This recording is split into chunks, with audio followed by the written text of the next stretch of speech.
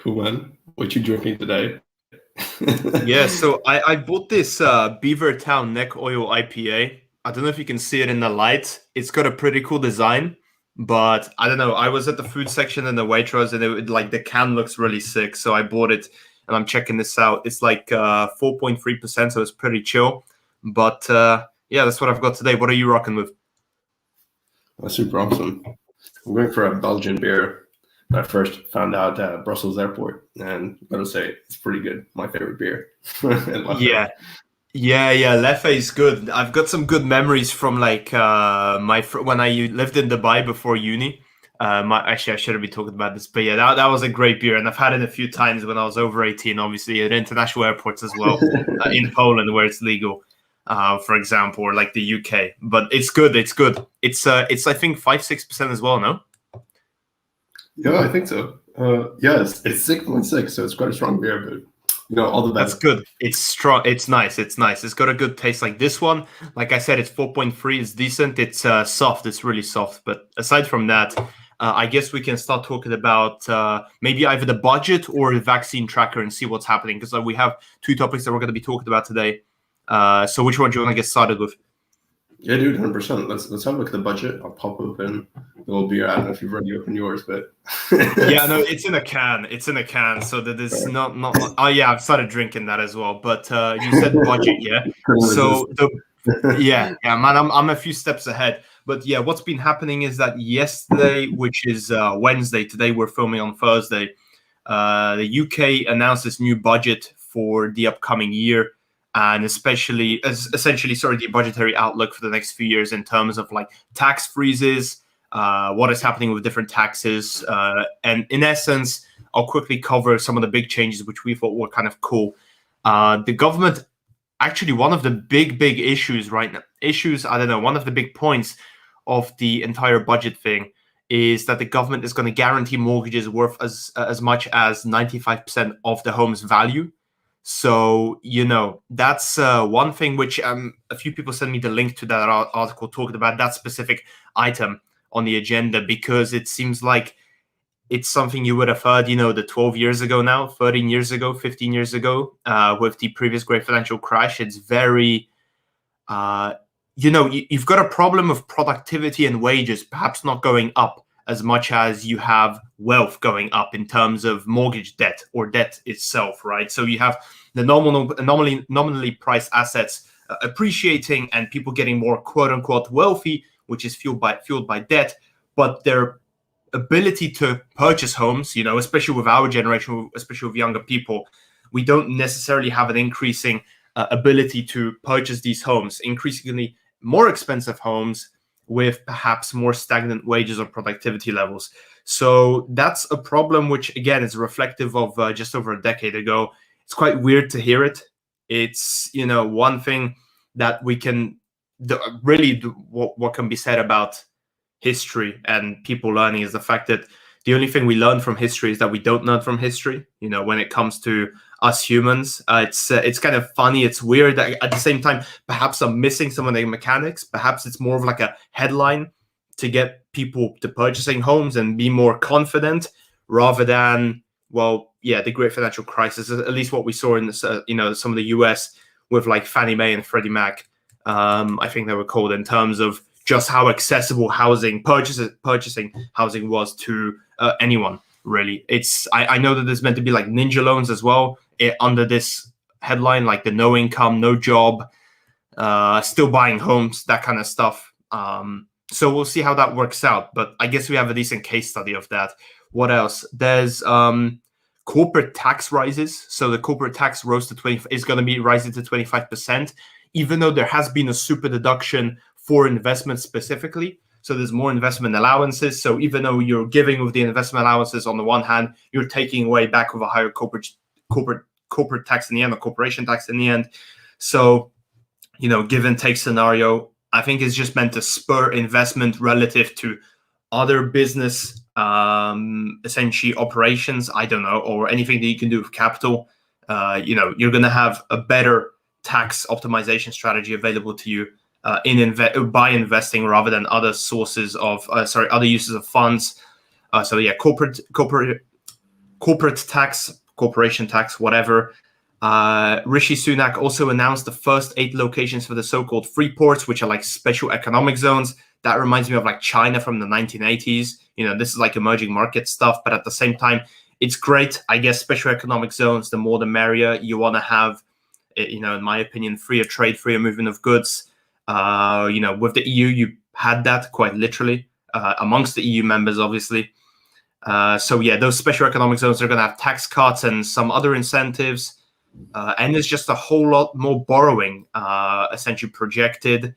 And above all, there's a lot of tax freezes, right? There's a tax freeze on alcohol, for example. That was one of the headline issues as well. Yeah, great. And oh yeah, and one thing that I wanted to say about that, it's like, hey, it kind of seems nonsensical. But what I said is that, hey, a tax hike on beer and other stuff is the last thing we need when we're prospective outgoers, this summer when the restrictions start falling down.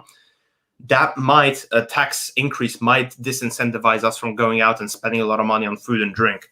So I was thinking, with that tax freeze, or at least with the announcement of no increases in taxes for the nominal price of beer, we might be still more enticed to go out and spend. And when I say we're going to go out no matter what when we are able to go out.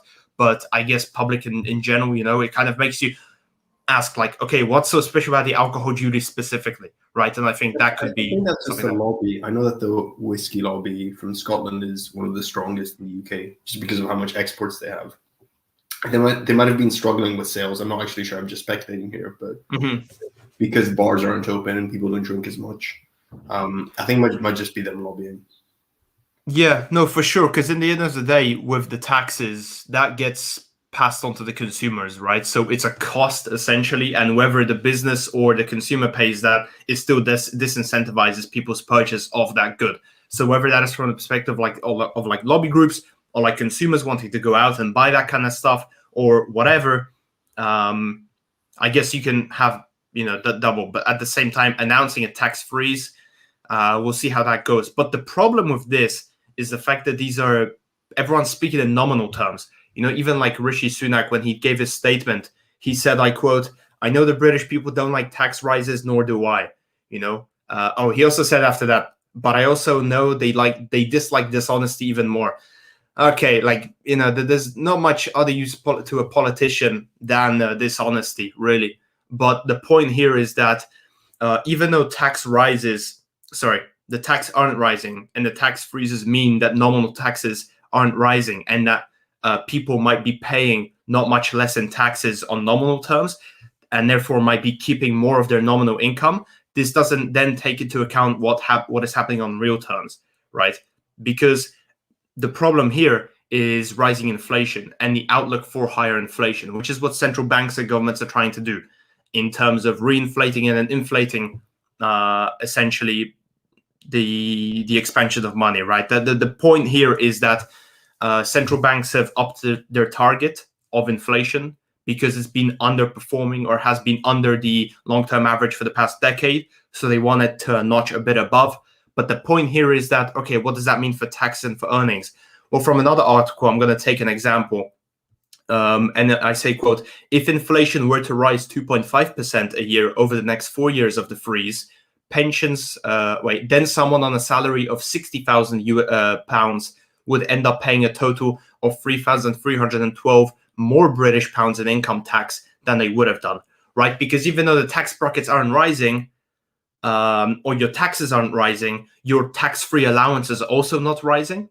But at the same time, your nominal income is rising, right? So you get that kind of interest in you're not paying more in taxes because the taxes aren't increasing. But at the same time, yes, you are, because your nominal income is right in nominal terms. So in real terms, especially with inflation, as per this example, or what the governments or central banks may wish to achieve in the future, that's just an interesting point that's not being talked about. And what isn't, this is very long-winded what I've been saying, but what also isn't being talked about is all the great benefits and opportunities that Brexit has for the recovery that Britain now wishes to pursue, right?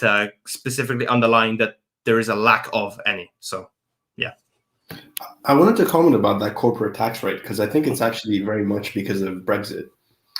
Because when they were in the European Union, all of the countries are competing for companies being headquartered there. So Yeah. Ireland and the Netherlands all have low tax rates. But now that they've left, companies either get to stay in the UK if they want to access that market, or they don't. So they can easily raise the tax rate, and if somebody wants to access the UK market, they have to stay. But at the same time, they're also facing this low productivity. So they're like, how do we incentivize that? And then that's why you get the deductibles. So I think it's actually a super smart move that they make up for the lost income from the deductibles, and they get the benefit of the extra investment. And I think that's quite an interesting point in the fact that they have a monopoly over the access to the UK market in terms of like, if you want to, I mean, I don't know how the regulations work. I'm sure there's more loopholes than there are actual regulations and lines of regulation and whatever code. But the point is that generally speaking, if we were to assume that, everyone follows these rules of integrity, if you want to access the UK market, you're going to have to set up some operations in the UK, or at least abide by their code of conduct, regulations, whatever. And therefore, if you want to access that, you're going to have to take on whatever corporation tax they wish to, use, because you can't anymore, for example, I don't know, set up a place in Ireland and then through Ireland get into all of the EU markets, that's basically what you said. But that's very smart, actually. So we'll see how that works out for them. Best of luck. Let's see what Rishi Sunak has up his sleeve.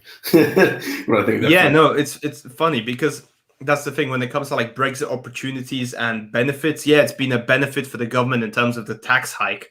But at the same time, I did also want to kind of not so rebut my own argument, but I did want to talk about the rising taxes and the fact that this is to pay for COVID, at least partially. Obviously there is a lot of debt and problems which the government has preceding COVID. But the point that our taxes are going to rise, that was almost inevitable, if not even something that people were expecting, and kind of like, admitting that is the truth, right? There's been a crisis. Myself, who is not myself specifically, but someone who is well off and is paying income tax, they might have said, my taxes are going to rise because I'm paying for other people's furlough and trying to keep everyone, alive and kicking. Really, that's what it came down to in the end.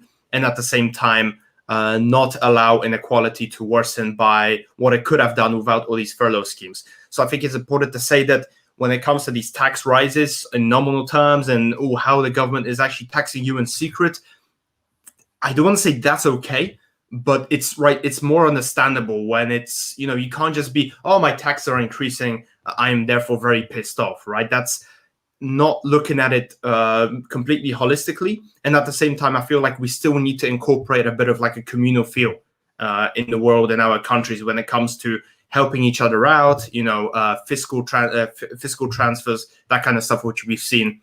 And I mean, we weren't going to get away without higher taxes with all the spending that's been happening, right? And when you want to talk about fiscal frugality and balancing the budget, you can talk about it, but amidst the crisis, especially when the government prevents people from working, doing this, that, and the other, and earning income, they need to compensate them for it. Now is not the time to stop balancing the budget. It's quite difficult, and it's easy to say when you're well off, but it's hard to then. It's a case of like someone who's warm isn't going to understand the one who's cold, right? So it's just that kind of stuff. So it's important to look at this kind of budget announcements and the taxes, this, that, and the other, from different perspectives.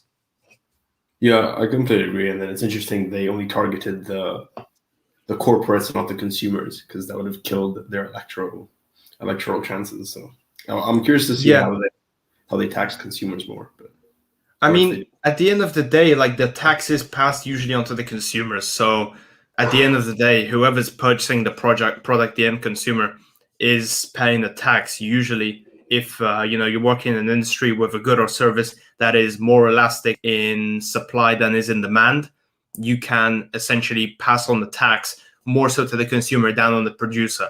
So when you talk about tax rates and tax hikes, people are paying for it in not even unconventional ways. This is just, you need to have a deeper understanding of what's going on.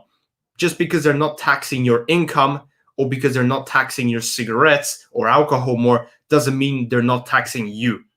And it doesn't mean that you won't necessarily have less money at the end of the day, but that was sort of inevitable given the crisis and everything. And yeah. Fair. That's a super comprehensive review of the budget.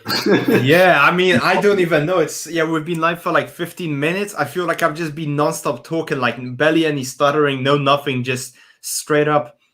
But at the same time, it's good. Like, that's good. I feel like it's important to understand the budget because it touches into so many aspects of like really our everyday lives. Like, oh, are we getting taxed or not? Are we getting to keep the income or not? Should we be paying more taxes or not?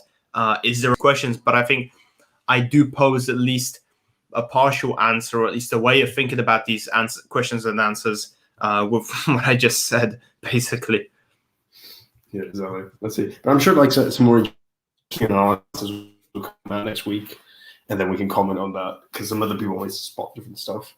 But yeah, do you want to talk about the vaccines now? We'll have a look and an update on the vaccine rollout. Yeah. Sure. So, I do have some comments by the chief economist of UniCredit. He posts weekly Sunday wraps you literally just type in, UniCredit Sunday wrap, whatever, it'll pop up. Great stuff. I suggest everyone reads it. It's 1, 2, 3, 4 page letter every week. Great commentary on whatever is moving the markets, especially from a macro perspective. A lot of talk about vaccines, but I'll share my screen now.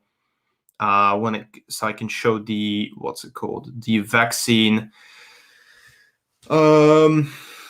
vaccine stuff. So yeah, well, I don't remember specifically what it looked like last week because we did also showcases last week, but I do know, just because I live in the UK, that now we've crossed the 30% of population vaccinated. So we're nearing a third of people vaccinated. We've given 32 doses per 100 people. So again, I think we talked a bit more in depth why, actually comparing the different approaches to first dose and then second dose given to patients, such as in Poland, more so than just first dosing everyone in the UK. And in the US, you've got a sort of in between. But nevertheless, in the UK, yeah, we've moved to 31% of the population. That's a third. And I feel like this has been a good development for the UK. When it comes to policy and management and vaccine rollout. It's hard to say what the perfect crisis management would have looked like in the UK, but just kind of looking at this retrospectively, the extensive government support, although it hasn't been conservative at all, and today's conservatives are a lot different than conservatives in the past. I guess you got to give some credit to where credit is due, and when it looks like the vaccine rollouts, especially. Exactly. The vaccine rollout's been insane. I mean, the only one that's really doing better is the UAE. And if you hover over Israel, you'll be shocked at the percentage. Yeah, that's insane. Israel was 53.5% one shot and nearly 40% fully vaccinated. So that's almost half of the population. I think herd immunity, you need 60% of the population fully vaccinated. I think that's the definition. I mean, it depends where you see, but I do believe that is the vast majority. So at least 60%, if not more, you want for, the official kind of definition of herd immunity. Israel is very close. And then it depends also on the effectiveness of the vaccine. Because if it's 90%, then you're going to need 66%. But if it's a 50% effective vaccine, you're going to need to go up to 100% vaccination for it to right. Yeah. Good point. Yeah, that's also very important to keep in mind, because you can have 100% of the population vaccinated, but if the vaccine is 10% effective, then you might as well have had that's the same as vaccinating 10% of the population with 100% effectiveness vaccine elsewhere. So I think the UK, that's also what we talked about last week in terms of why it's so high in the first dose and not just in the second. And that's because the first dose provides good effectiveness against the worst case scenario that people might face. So when it comes to immediately solving, or at least alleviating some of the problems when it comes to the healthcare system, this first dose sort of does the job before then moving on to fully vaccinating everyone. Yeah, and I'm curious to see whether the European governments actually decide to change their strategy, because they've got 1,000 deaths a day. I think it's ludicrous to say Yeah. that we need to give double vaccines because there's so many old people. They have to vaccinate all of them at least once. Like I think I haven't done the calculation, but I think out of intuition that if you vaccinate them all once and it's 60% effective as opposed to 90% effective, you're actually saving more lives. That's I need to check it, but Yeah, I mean, this really does depend. So, Sorry? because every day you don't vaccinate someone, they have a chance of dying, and especially Right. Yeah.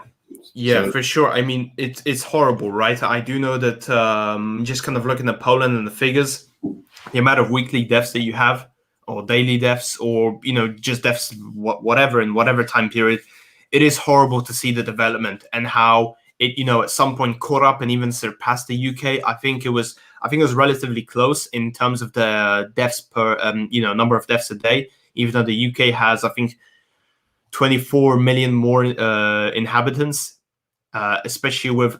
You also have to consider this when analyzing the UK. You have about 20 million people in London, right? So it is, in that regard, you have a third of the population roughly, just very densely condensed. I don't know, in a dense urban population area, right? But I mean, point being, it's not great. And actually, this is where the comment from the UniCredit chief economist comes in.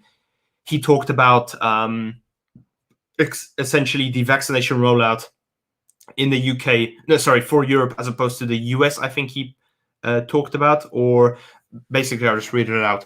For Europe, and I quote, "For Europe, I don't know why the vaccination rollout is moving so slowly. As of Friday, this is last week, I understand that less than 20% of the AstraZeneca vaccine delivered to Germany, France, and Italy had been administered. And here I was thinking that the European healthcare and public administration more broadly was world class. But if we can't vaccinate the population in a pandemic at nearly the rate achieved in other countries, I guess we need to think again." And that is a very interesting point. And you've got two-pronged problem here. Is the fact that I think, what did he say? Like 20% of the vaccine delivered to Germany, France, and Italy has been administered. That's insane. That's, you might as well not have bought the other 80%, right? And you might have just, I don't know, done anything with that money. It's gone to burn. And then secondly, secondly, what's also interesting is the fact that people always talk about the European healthcare system and basically just being very great, as opposed to like the US, where you have to pay a lot of money or it's expensive. And, this one instant doesn't, prove or disprove any hypothesis. But Europe specifically is doing, mainland Europe is doing very poorly giving out the vaccines. Even respective when it comes to Poland. Poland is doing better than some of these countries like Italy and France and, Germany. And, I'm not trying to shit on Poland, but we've got our own problems in terms of, the populist government. And I guess at the end of the day, our own process of the vaccine rollout. But we're still pushing ahead better than these other countries. It's about management. This is about management and being able to deliver projects more than your healthcare system. Because this is something completely new. You have to set up vaccine centers. You have to reach out to people. You have to create IT systems.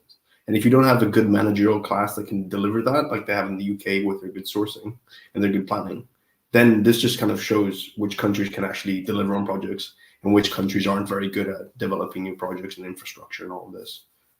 That's at least in Italy what we found is that the local and regional authorities just can't plan properly and can't implement, and that this is what turned out to be. But by the way, cool article. Unless you had something else to say, I had a cool article about Israel looking at different population segments and their behaviors and how that impacted how much COVID deaths they had. Oh, go ahead. Yeah, that's fine. Yeah, we can check that out. Cool. Let me just share my screen. Oh, here we go. Yeah, basically, so in Israel, for those people who don't know, there's a segment of society who are called ultra-Orthodox Jews. So they get a pension from the government throughout their whole life, and they just spend a lot of time reading texts and reading religious texts. And they're also very skeptical of vaccines, and they're very skeptical of the virus and of the government. And in some ways, it's quite a fractured society because they're disliked by the secular people who live in Israel because they don't pay any taxes, they don't work, but they receive a pension.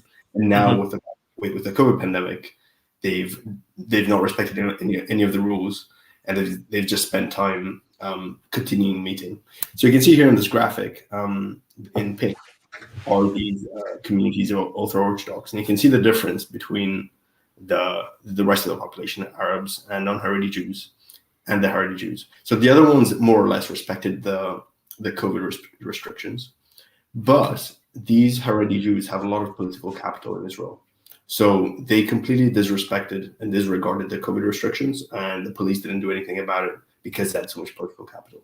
And so you can see the difference between the ones who had to comply with restrictions and the ones who didn't. And it's actually quite interesting because this is a photo from a funeral of somebody who died, and there's been quite a few high-level people within the community of ultra-Orthodox Jews that died from COVID, but they still anyways met like this, and this is a massive super spreader event effectively.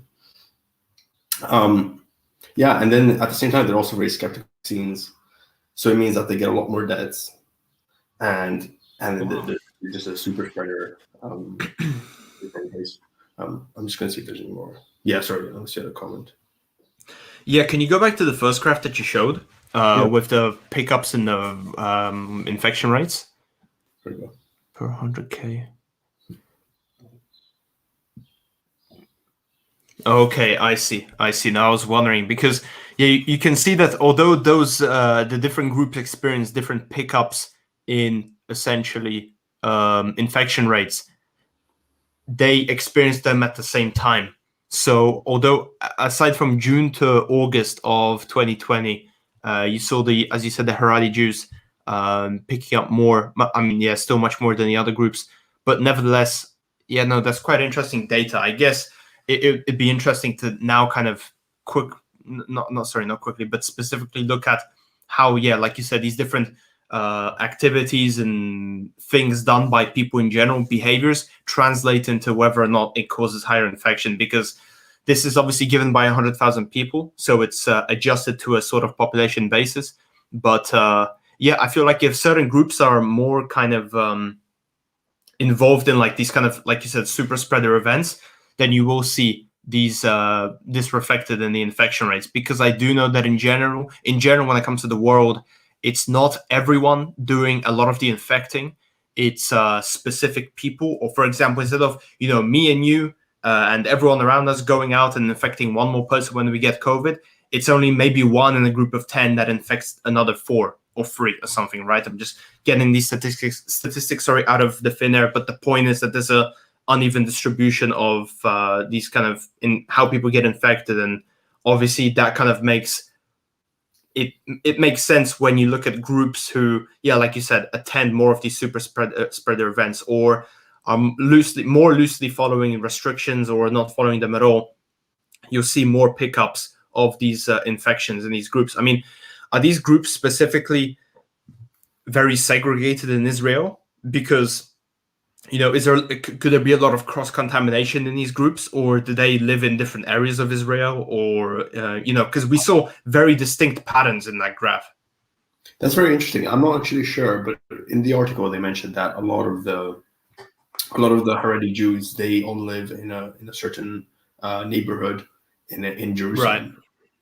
And this graphic I was just showing a second ago, you can see the gray bar at the bottom is actually how many have already had COVID, and you can see the non-Haredi and the Arab Jews, the Arabs in Israel have a much lower rate than the Haredi Jews. That might be something right that normally linked with behavior, and it might be something else. I'm not sure, but no, it was just interesting because a lot of the time, we don't know if these COVID restrictions work or what impact they have. And I was like, oh, finally, this is an interesting case study to see how it affects different people and different communities.